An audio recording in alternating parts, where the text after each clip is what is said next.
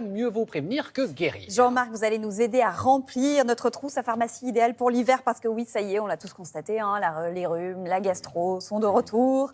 Et on peut au moins commencer à les combattre à la maison.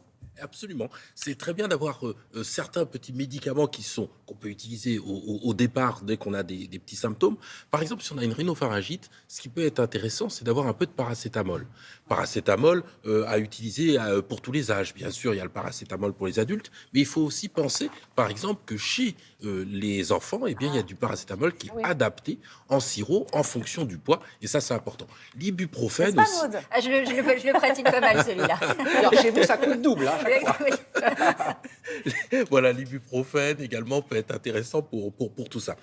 Par exemple, si on veut se déboucher le nez, il ne faudra pas hésiter à utiliser également des petits dosettes d'eau, de sérum physiologique qui seront vraiment utiles, et notamment chez les bébés, ça marche très bien. Mais on est d'accord que finalement, c'est le meilleur remède, non ? Les lavages de nez réguliers, dès qu'on commande, et que ce soit pour les bébés ou les adultes, Absolument. c'est ce qui soigne le mieux, non ? C'est ce qui soigne le mieux. Et chez les bébés, vraiment, c'est très, très efficace. Hein. On met un petit peu sur le côté le bébé, on met dans une narine le sérum physiologique, on appuie un petit peu fort, c'est impressionnant. Et là, il C'est pleure. les premières fois, c'est un peu impressionnant. Quand on fait. Et voilà, mais ça dégage le nez. Et après, le bébé, c'est formidable. Eh Il respire vraiment très bien.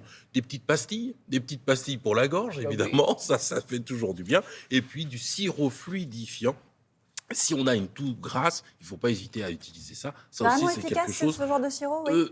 Alors, dans les toux grasses, oui. Ça peut vraiment aider un petit peu à fluidifier. Alors, à pas prendre le soir quand on va se coucher, parce que sinon, ça fait trop tousser. Et à ce moment-là, on dort pas très bien.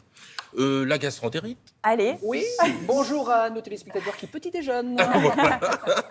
Alors, pour limiter tout ça, un petit antidiarrhéique, ça c'est très bien parce que ça évite évidemment. Toujours important de faire un point transit. Ah bah, c'est parfait. Primordial. Nous sommes les bisons futés.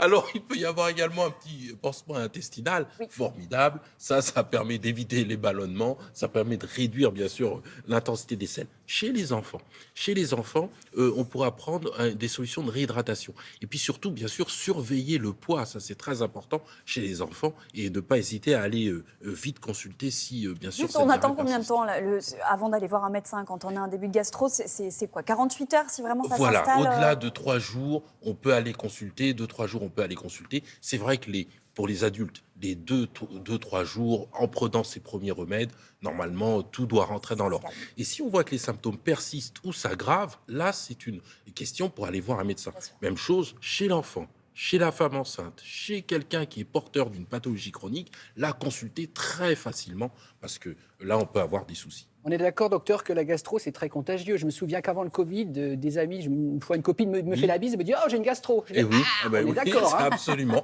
En fait, le fait de se laver les mains... Et du coup, il s'est passé quoi après pour vous? C'est plus mon ami. Je ne l'appelle plus. Je l'ai rayé de ma liste. Non, mais c'est authentique, ce que je dis. On a découvert, bien sûr, la solution, le gel hydroalcoolique. Ça, on l'a découvert avec la Covid, évidemment. Mais il faut régulièrement se laver les mains. C'est vraiment la meilleure des solutions. Maintenant, je crois que tout le monde est sensibilisé à ça. Bon, il n'y a pas de saison pour ça, mais les brûlures, les coups, ça s'anticipe aussi et on peut prévoir tout ça à la maison. Absolument, il faut avoir du matériel nécessaire pour tout ça. Une pince à Airchard, il ne faut pas hésiter à avoir des petites compresses stériles. Ça, c'est vraiment intéressant. C'est mieux que le coton, hein, parce que le coton, quand on met sur une plaie, voilà, ça peluche et ça, c'est pas très bon. Il vaut mieux avoir des compresses stériles, c'est très bien. Sparadrap, des petites bandes qui permettent, bien sûr, de maintenir toutes ces bandes. Ça permet de maintenir tout ça. Ça, c'est vraiment quelque chose qui est intéressant. Pour les brûlures, les pansements gras ou pas? Ou la brûlure, c'est de l'eau. Et... Alors, de l'eau, si la brûlure est très importante, on peut mettre un pansement gras. Si elle est très superficielle, on pourra utiliser une émulsion. Une émulsion comme ça, qui est très bien cutanée, et ça qui permet de vraiment d'apaiser. Ça, c'est vraiment, vraiment très bien. Et puis, bien sûr, des antiseptiques et le thermomètre. Ne pas oublier le thermomètre. Ah bah oui, évidemment.